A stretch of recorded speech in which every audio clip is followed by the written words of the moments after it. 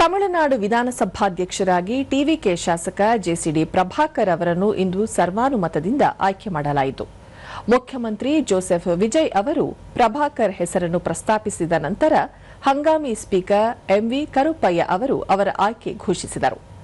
ಪಕ್ಷದ ಸದನದ ನಾಯಕ ಕೆಎ ಸೆಂಗೋಟಯನ್ ಅನುಮೋದಿಸಿದರು.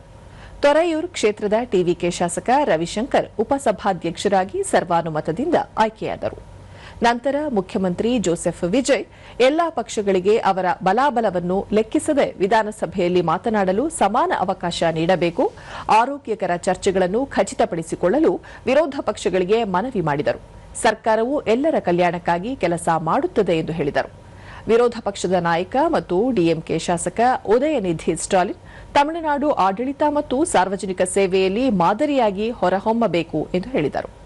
ಇದೇ ವೇಳೆ ಹಲವು ಸದಸ್ಯರು ವಿಧಾನಸಭೆಯ ಕಲಾಪಗಳ ನೇರ ಪ್ರಸಾರಕ್ಕೂ ಒತ್ತಾಯಿಸಿದರು. ಈ ನಡುವೆ ಮುಖ್ಯಮಂತ್ರಿ ಜೋಸೆಫ್ ವಿಜಯ್ ನೇತೃತ್ವದ ಸರ್ಕಾರ ನಾಳೆ ಸದನದಲ್ಲಿ ವಿಶ್ವಾಸಮತ ಸಾಬೀತುಪಡಿಸಲು ನಿರ್ಧರಿಸಿದೆ.